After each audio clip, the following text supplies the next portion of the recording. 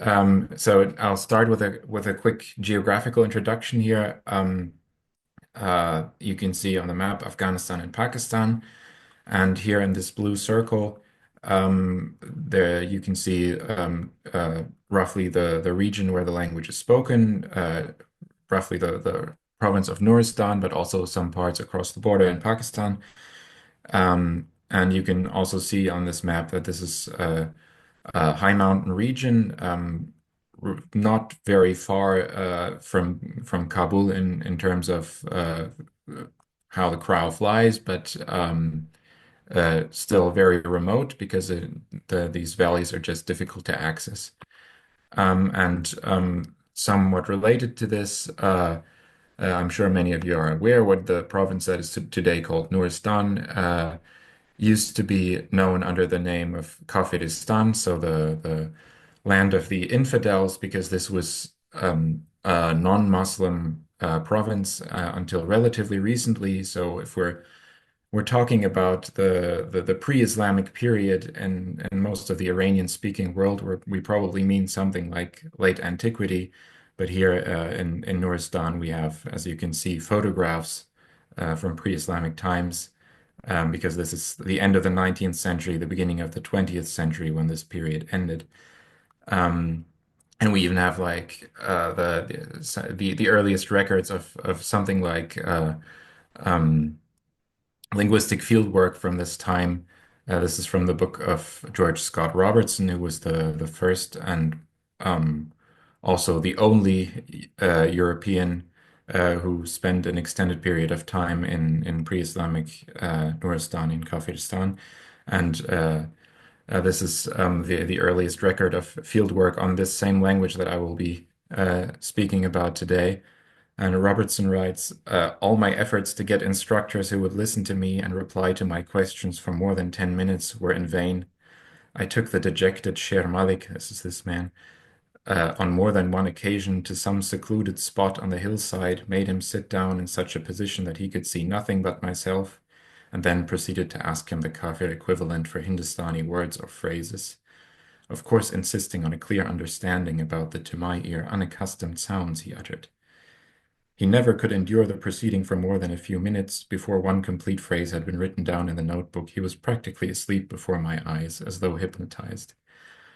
Now, I think people who have tried to do linguistic fieldwork can probably relate to this description to some extent, though I do hope that our methods have improved a bit since then.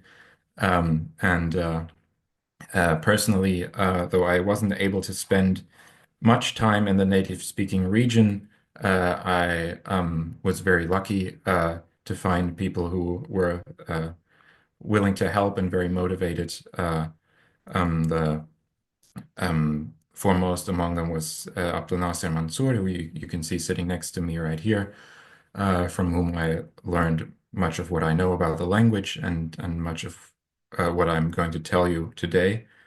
He is from the Pakistani side, from the village of Bumbore in Chitral. Um, so when I say the Katë language, you may be, if you're familiar with this language at all, you may know of it under a different name. The problem is that there is not really a precise name for this language that it would be adequate for scientific use, that would include the right uh, amount of varieties and exclude the right amount of varieties. We have endonyms based on ethnic groups, Kativiri, Kamviri, Mumviri, and then we have the inclusive term Nuristani, but this would also include the other Nuristani languages.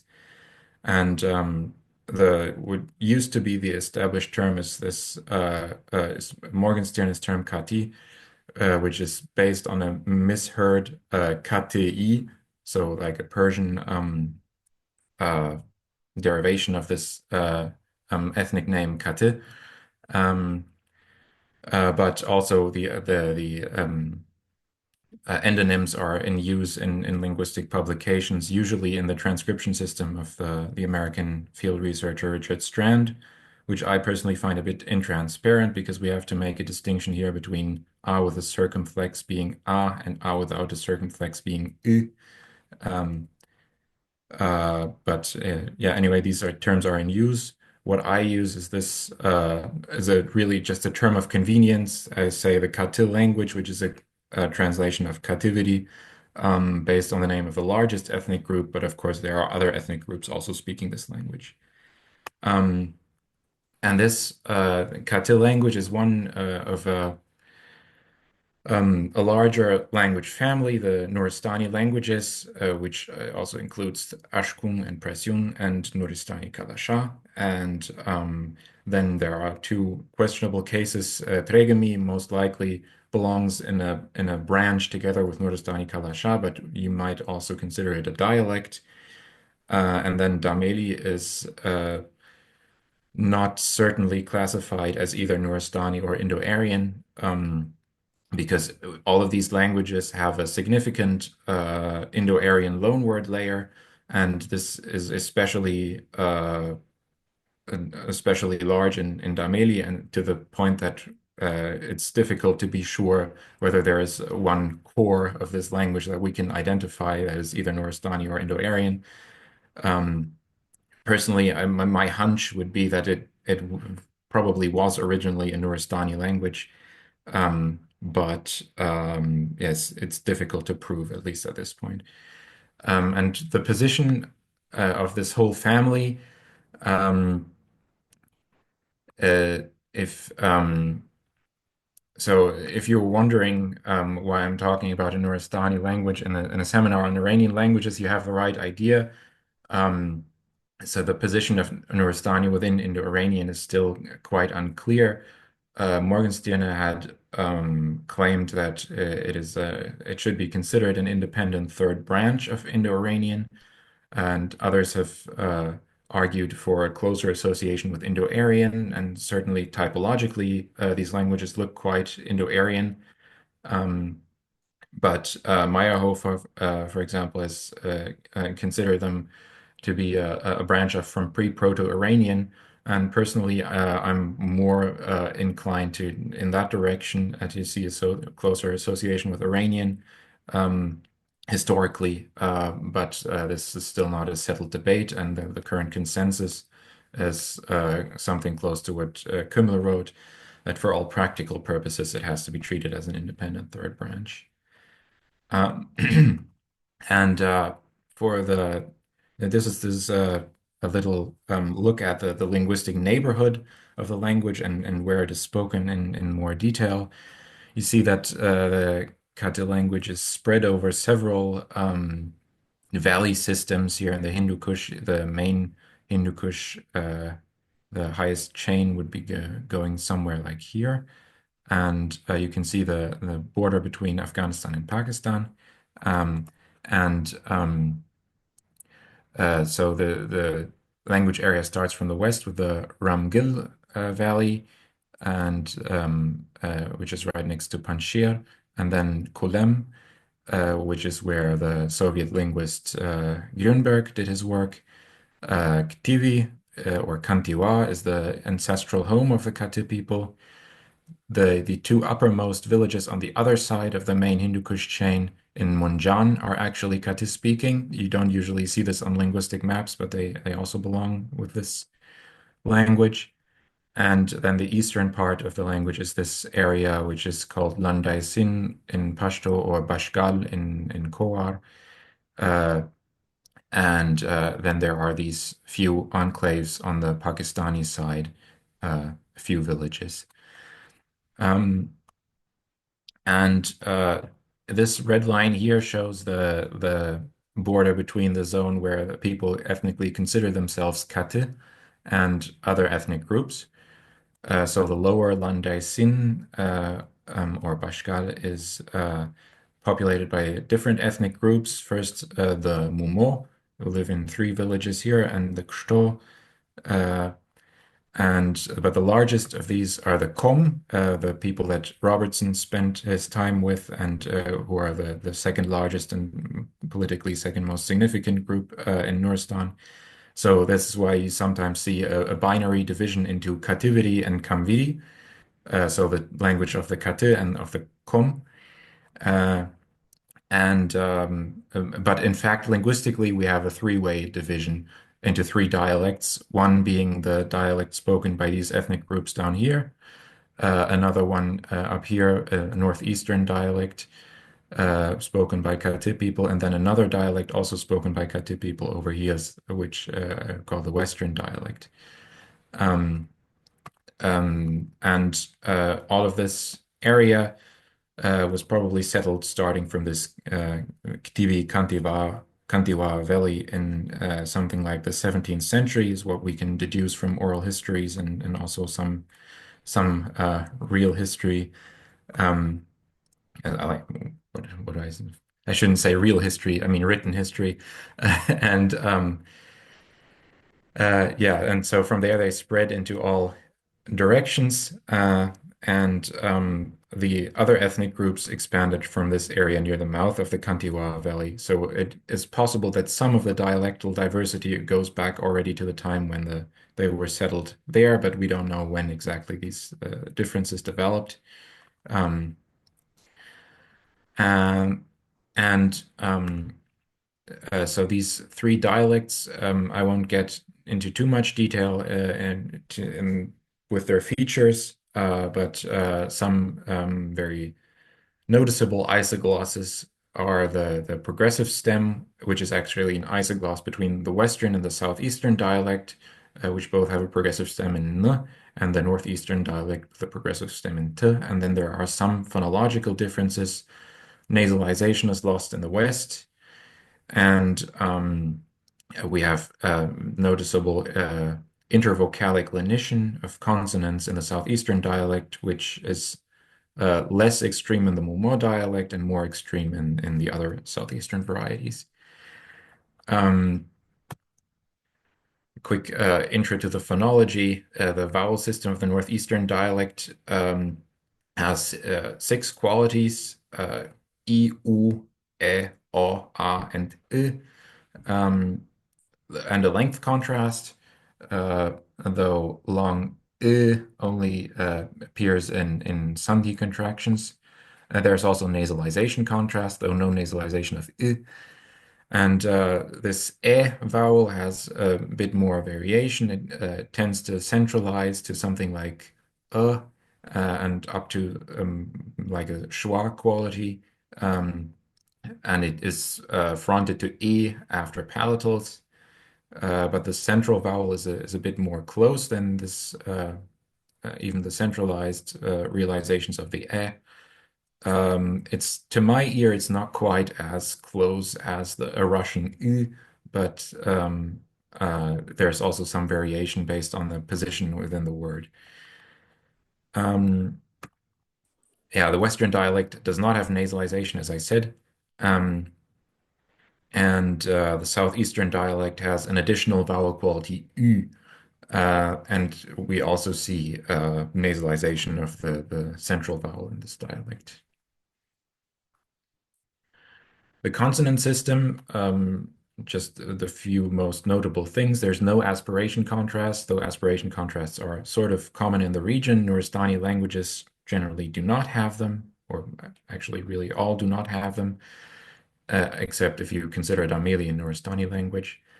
Um, but there's a salient contrast between dental and retroflex consonants in plosives and in nasals, and a three-way contrast between dental, palatal, and retroflex in sibilants and affricates. So you have ts, sh, sh, and s, sh, sh.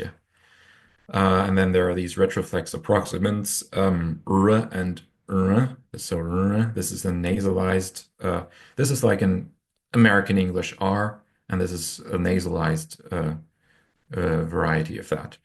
And this is already Morgenstern already noted that these really dominate the pronunciation of the language. It really stands out when you hear it. And the southeastern dialect, we have some more consonant phonemes. Some are due to retention. We have the voiced affricates and the dental and retroflex points of articulation, z and dr. And then we have some phonemes that arise from phonemicization of intervocalic clinician results, like z, j, zh, and this velar approximant g, which notably is phonetically different from the borrowed Persian or Pashto r. It's a g, something like that. And then we have this fun sound and a retroflex lateral affricate, which only appears in this dialect, is something like k. Yeah. Um, So now to get to the actual topic of the talk, the system of spatial orientation. This is well, I thought a bit about what kind of thing I could present in this talk, and it's a bit of a cheap shot to go for the system of spatial orientation because usually when people talk about Nuristani and interesting features, this is the first thing that comes to mind because I mean and so I thought maybe I shouldn't do it, but still, in the end, I decided to talk about it because it is really quite unique and also just yeah, interesting. So these complex systems of spatial orientation are characteristic of this smaller region around the here in lower Chitral and Nuristan, especially the Nuristani languages have them. And these are, of course, all spoken in small-scale rural societies in a high mountain environment, so it's not difficult to imagine how these systems come about and why they turn out to be useful. Um, and the Katë system is not just a few adverbs or anything like that, but a real morphological subsystem that intersects with the grammar in various places. You can use these spatial morphemes to reference the course of valleys, steepness of inclination, object boundaries, valley boundaries, path shapes, and the location of the speaker. And there is also some dialectal variation, which I will gloss over a bit today, um, because uh, yeah, because it would just take too long. Um, so I will mostly focus on the northeastern dialect. Um, I'm trying, yeah, okay. So since I'm speaking to a mostly Russian audience, I think many people are probably familiar with the work of Grjunberg on this language, who gave the first sort of grammatical sketch. Um, and there, usually I find his work is a very good foundation for further research. Here with the system of spatial orientation, this is the area that where I found myself disagreeing with him the most. Um, uh, and what I disagree with most strongly is I think this beautiful graph you see next to him here, because this is an attempt to display the whole system in one graph, which I think is a, we shouldn't attempt because the this is actually it consists of several subsystems that don't that are not all uh, organized around certainly not around the subject, and also it is also a bit misleading to present them in this way that they only differ in terms of the relative inclination, um, because there are some other things that are more relevant than just inclination. The way I would present the system is that I would say that it consists basically of four basic axes, which have additional variants for different path shapes. And you have for each of these axes, you have two base morphemes indicating a direction in one or the other direction along the axis, and there's also the possibility to combine them into bidirectionals. Um, and these axes follow. So I use this term conceptual slope here. This is from I think from cognitive linguistics. Um, uh, um, this refers to the idea that you have to have kind of asymmetry when you want to situate movement or location in space by using language so that a listener can identify what you're referring to. If you're not pointing or anything like that, you need a kind of asymmetry so you can sort of uh, calculate it in your brain what is being referred to. And so the conceptual slopes are something like here in the most simple way, it's the slope of gravity between sky and Earth. I won't get into frame of reference theory in detail now, though I'm happy to discuss it later. Um, but yeah, these can also be applied as different kinds of frames of reference, these axes. Um, and then you don't just have these base morphemes, you also have various derivations from them, morphologically derived, which have different semantic specifications and grammatical functions. I will explain these after getting through the semantics of the different axes, but just be prepared to meet these spatial morphemes in various derived shapes and functions in the examples that I'm going to show before I explain these, because it would become too confusing if you haven't seen examples. Um, so the first axis is this Earth relative axis. This is relatively easy to understand for speakers of urban European languages. It's just a very simple up and down, though it is a bit more specific than that. I'll get to that in a minute. Um, in this example, you see E gërgjor ullën bidje maran pëllëngetosi. One day a hawk was flying up in the sky. This is pretty simple. The hawk is up from the ground into in the sky. This is not difficult to understand. We also use this axis within the house uh, to orient ourselves between different stories of the house. So in this example, you have the bottom floor, vierpamu, uh, and this is so the one that is more towards the ground and more towards the sky. Also, along a tree, you can use this. Ali bibimste genota ute uete. It goes up along this axis on the tree. But then if you project this onto a slope, it becomes more interesting because then this Earth relative axis can only refer to spatial relations straight up and down the slope and not, for example, these cross paths, which usually, if you're as a human being, if you're going up a slope, uh, you will not go straight up, but in a zigzag line because it saves effort.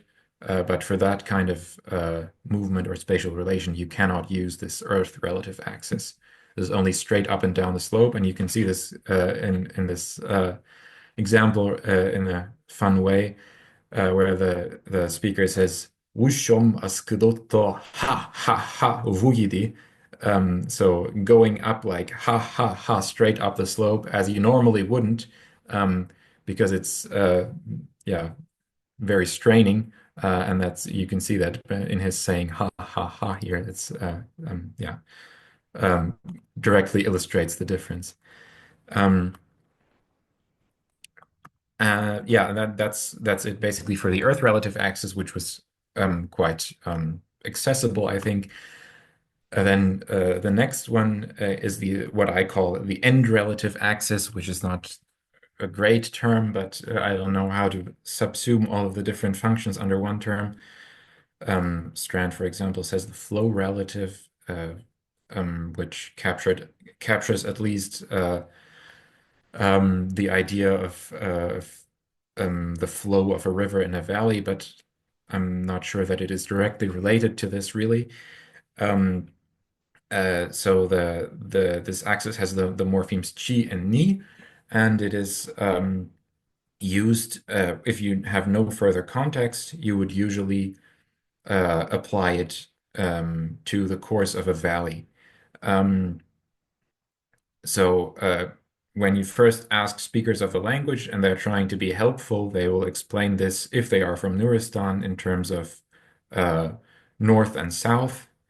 But if they are from a side valley of Chitral, they will explain it in terms of this means west and east. It's clear that it's not oriented by compass points, but by how the respective valley runs, and this is applied to main valleys, though there is some contextual possibility to vary what you consider a main valley and a side valley. Um, and This is also usually, probably most people don't consider this very much, but mountain valleys usually have an upper end and a lower end. And so this is the axis runs from the upper end, chi, to the lower end, ni, which is near where the mouth of the valley is. Um, and But for most of the way, this would be sort of straight ground.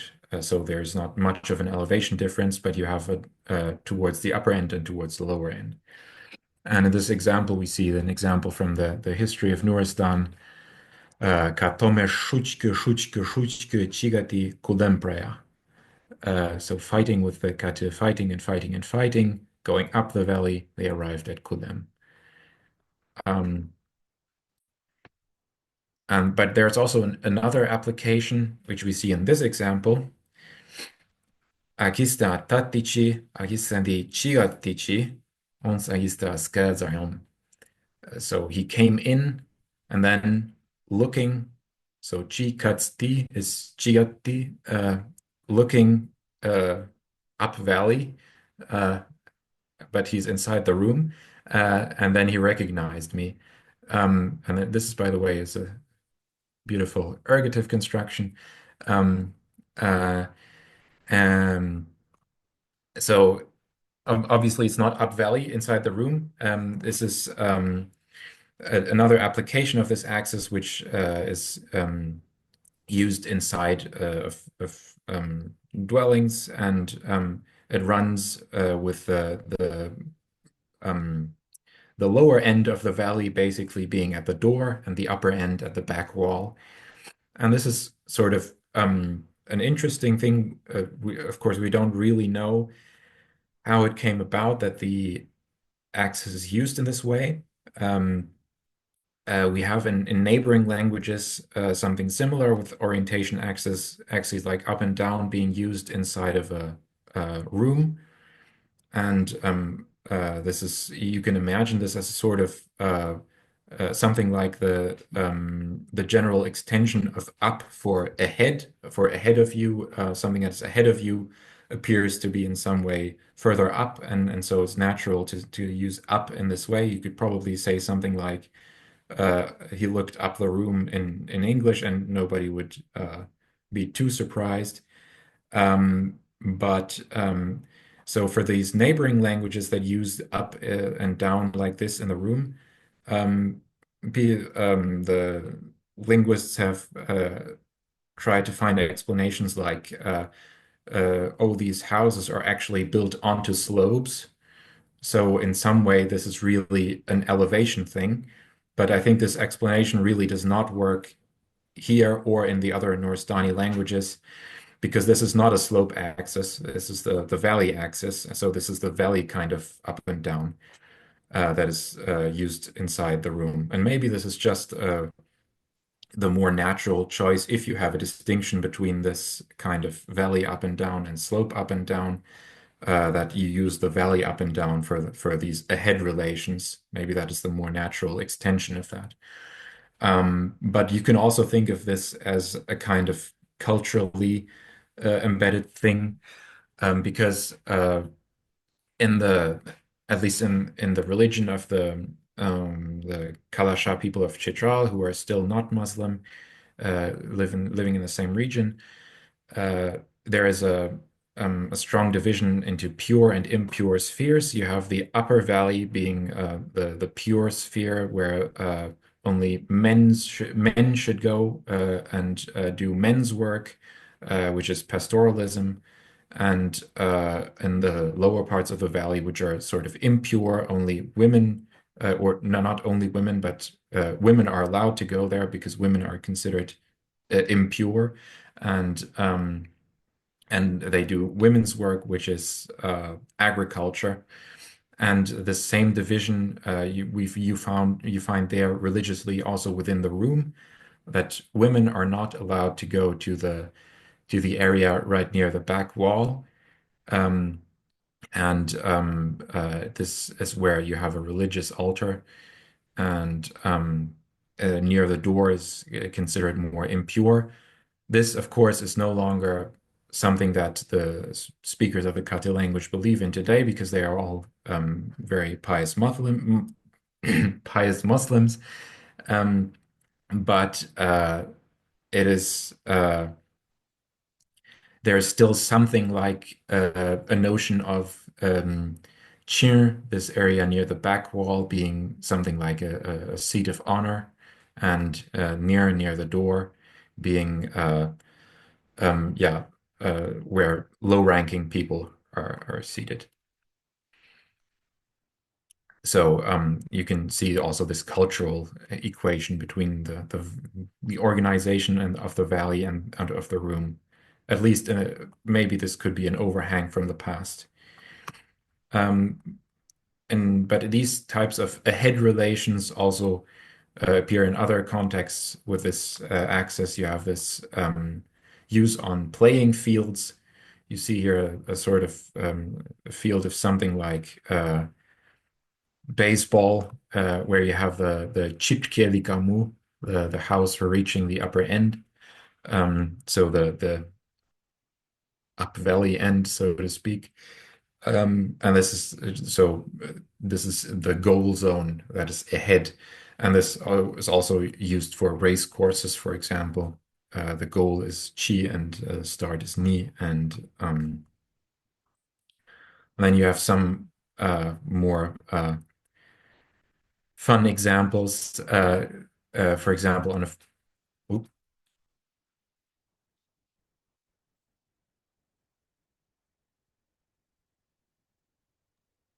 There is some problem with the connection. yeah, can you hear me? Yeah, we can hear you, but the screen has disappeared. Everything is black. Yeah, my screen has also gone black. I don't know what happened. Ah, Um, maybe you can try to stop the demonstration and. just a second.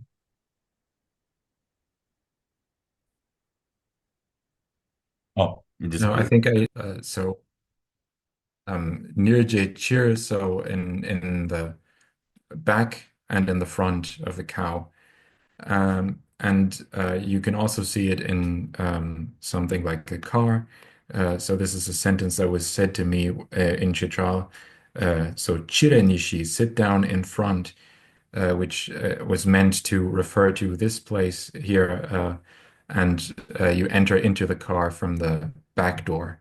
So uh, is this you could equate this sort of to the use in the room, but you could also see some parallels with the cow. I don't know. Um, but it's sort of this notion of ahead, I think, also in this case. Um, and another thing that is, I think, is quite interesting is that you can use it to, um, you can apply it to the body of a person, but only if they are laying down. Not if they are standing up.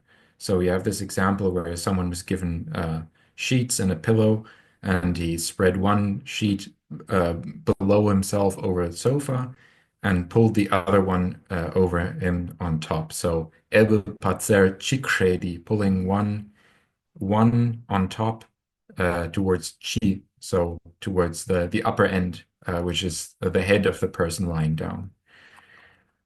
But this is only one dimension of the end relative axis, of all of which I've presented now, because there's next to ni and chi, there's also nu and chu, which are clearly somehow related to informally. And when I asked my consultant about the difference between these two, while we were in Chitral town, he told me, Dreus Nirase, Nurnese. So there is a difference clearly. Drosh, the town of Drosh, is near from Chitral town, but not Nur. Uh, and on the other hand, if you consider uh, the stretch between the mountain pass Tresson and Grom, the village, one is Chur and one is Nur. And so, yeah, you can just look at the route profile from Chitral town to Drosh, where you have a bit of an elevation difference, I think, between the beginning and the end, but it's barely noticeable, and it goes down over a very long stretch of the way. And here in Upper Bumboret, between the mountain pastures and the village, you have a much larger elevation difference, and it goes down um, more quickly or over a shorter distance. And so what I concluded was that this is probably a difference between steep and flat, up valley and down valley. Uh, and now this is sort of, I think it is sort of confirmed by other uses of chu and nu, because as I just said, you can use chi and ni on a person lying down, but a person standing up has to be described with chu and nu. And so things that happen along the body of a person standing up, like for example, swallowing is putting something new, and or there's a phrase for dying, which is the breath comes chur, so it comes up out of the body. Pulling things out of the pocket would be chu, and or pulling out a sword. And in this example here, we have the description of hair growing down the body, which is new. Um, and also, what I also find quite interesting is that you can also see this on the body of the four-legged animal, but now it doesn't go from the head to the end of the rump, but from the top of the rump to the feet. So in this example, which is a sort of proverb, Hurudimre Nupelunge di Chupelunge di Evlion, whether you, no matter how you measure it, going up or going down the body, the tail of a donkey is only one handspan long. Um, so that's it for the end relative axis. And we also have the boundary relative axis, which is something like a notion of inwards, outwards. You can use it for things like going out into the world, so things like that. But the most straightforward interpretation, if you have no context, is also to apply it to valleys. And in this case, it's a kind of cross axis to the Chini axis for the main valley. Um, and it's used for side valleys, gorges, sort of the whole lateral mountain zone that is on both sides of a valley. And you use ate, which is something like inwards, for the notion of into the lateral mountain zone. And be, outwards, is out of the lateral mountains in the direction of the main valley from both sides. Uh, yeah, like this nar atege nar means a gorge. So this is going into a gorge in the example. Uh, and here again, we have a variant of these ate and be, like we had chi and ni and chu and nu. We have ate and be, and for ate, we also have atu. And in this, atu means inside and crossing directly the boundary into an enclosed space. And this is usually with something like a house. So manchi atuguo, the person went inside the house. Um, so crossing right across this boundary between outside and inside. And interestingly, you can also use atu, or at least I found it in corpus examples, used in a way where people were right at the top of the mountain ridge and looking over onto the other side, so crossing directly this boundary at a small space. Uh, there, Atu also appears. And that's it for the boundary relative axis. And then we still have the speaker relative axis, which has a number of subvariants for different path shapes. But all of these are formally related in some way because they have this VP element for towards the speaker and away from the speaker. So this is something there that has been discussed. Grjunberg considered the subject to be the point of orientation here.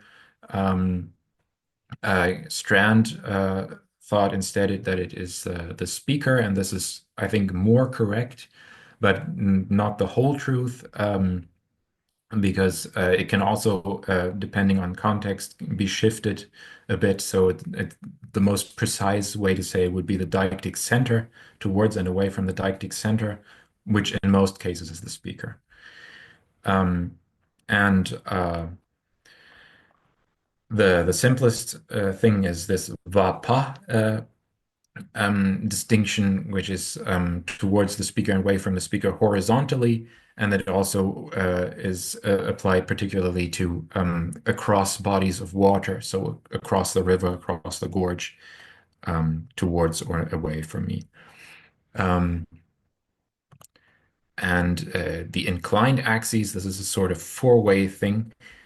You could group them by their formal similarities as valu and palu and vovu and povu, but this is actually not the most practical way to do it, or you have bidirectional morpheme pairs only for this group valu povu and for the group vovu palu, because this is actually about the relation of the speaker's position to another location further up, or the speaker's position to another location further down. So the opposite of up towards me is not really up away from me, but it is down away from me.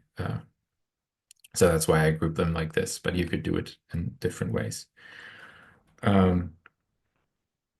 And these are used also in various ways. So in this example, you see a person standing on the roof and describing "Stëpajër drastareta avë pakëronic." So she down at an angle away from me was putting water onto the grape garden. And so here you actually see the shift of the deictic center from the person standing up here to the woman down here, because then you have pa, she's putting water away onto the grape garden down here. And this is you cannot use the earth relative up and down axis here because this is at an angle. Another interesting thing is for waking up, you use the direction valu. So valukaro, they woke him up, where it's a bit interesting how this works semantically, because the deictic center that the movement is towards is actually the location after waking up. So from the lying down to the position of having woken up is basically coming towards oneself at an angle upwards. And you can use it to put things, for putting things on a fire, pango palute, putting it onto the fire upwards away from myself at an angle. And then you can also project it on a slope. And this is what you use for these zigzag paths on slopes where you cannot use the earth relative axis. And this includes sort of always this speaker orientation, which perhaps makes sense because these types of paths are the ones that you would actually use as a human being going up a slope. Um, you can see this here in this schematic illustration of the constituent villages of the village of Combrom, Kamdesh, the largest village of the Kom people, which have there are three constituent villages. Two of them are above each other directly on the slope. One is called Wurbrom, so the Earth relative upper village, and Yurbrom, the Earth relative lower village. And then you have a third one, Pabushton, so the place out in the back country, uh, which is at about the same elevation as Yurbrom. And so someone from Wurbrom might also refer to Pabushton as Parbrom, which is when the down away from me at an angle across the slope village. And on the other hand, someone from Pabushto may say Parnodbrum, away from me up at an angle across the slope village. And the ones that are at the same elevation would use the valley axis. So you have down valley village and up valley village. The last one is this shape variant, which has the half circle shape. Uh, and this is used in different ways.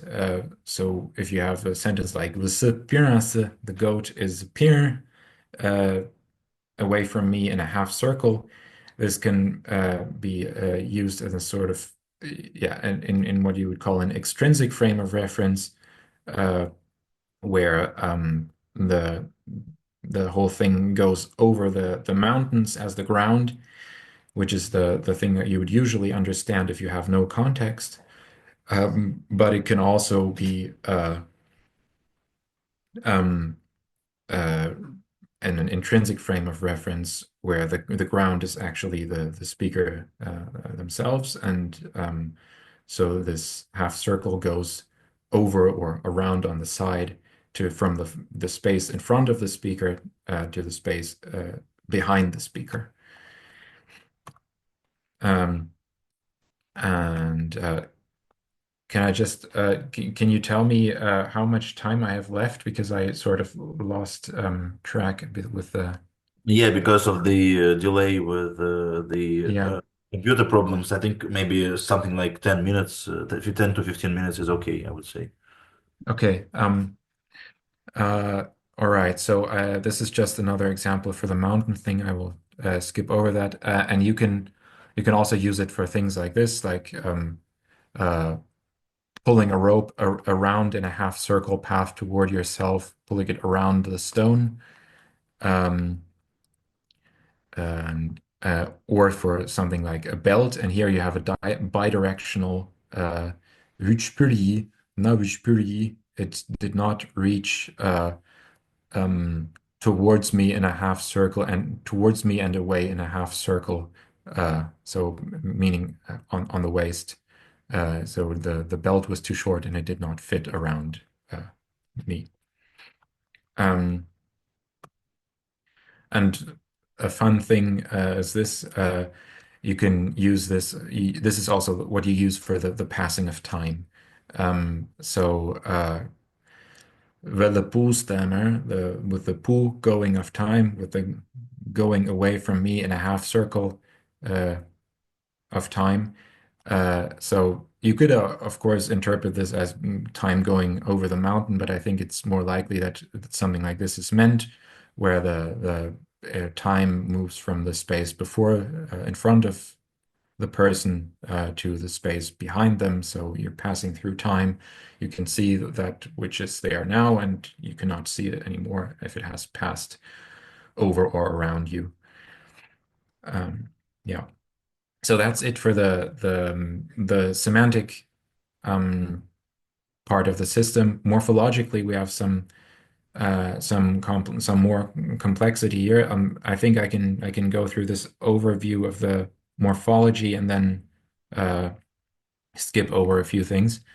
Um, so as I said, we have the base morphemes, which are used as prefixes on verbs for paths of motion events. You can have them in either direction or as bidirectionals.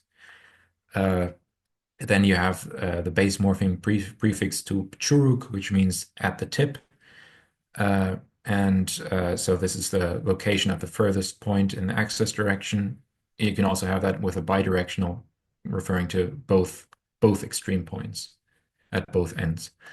Uh, you can use it even as a postposition after a local expression in the locative case, uh, where you then have a location in axis direction from this ground defined by the local expression. Quite common is this with the suffix "r", which is what I call the spatial noun. This gives you a location or a goal of a motion event uh, somewhere in a vague area in axis direction. And you can have this in the locative case, which would be location or goal of motion event, or you can have it in the ablative case, which would be the point of origin of a motion event. Then you have this compounded adjective formation with "r", which you can compound to nouns. So this is then the upper and the lower, whatever it is. A locative spatial adjective, as I call it, which is basically very similar to cheer and near, but it's for a more precise location and not a general area. And it can have both locative, allative, and ablative function. And then you can have a diminutive on this, which is used for short distances. Yeah, I will not go into this too much. Just a few words on the cultural embedding of the whole thing. Uh, you could say that this is sort of an obscure part of the grammar that you can feel free to ignore. And some people have told me this that I should.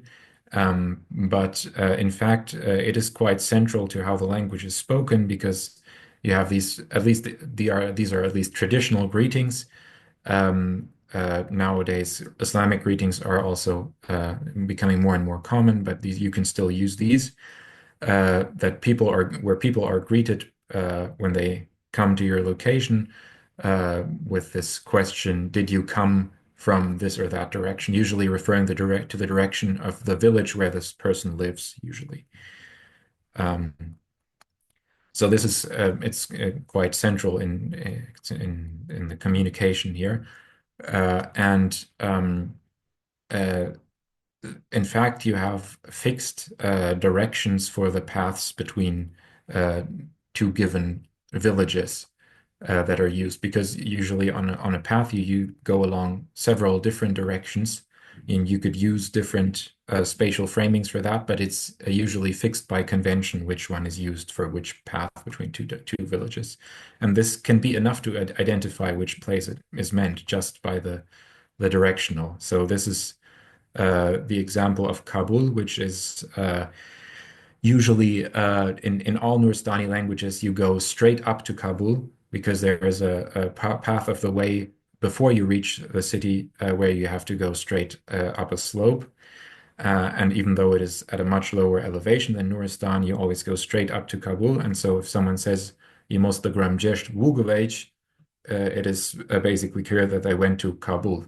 But even if you're just saying they went straight up, or here in this example, people are trying to go back to Kulem from exile, and so they say that they would like to go down across the slope. And it's not said that they were trying to go to Kulem, but it is clear from only this directional what they mean.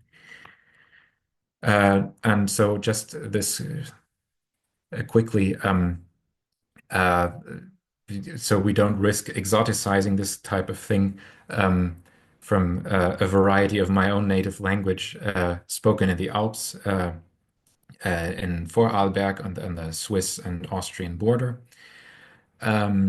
There you have similar things where also it's fixed by convention which directional adverbs you use from coming from different locations to one goal location.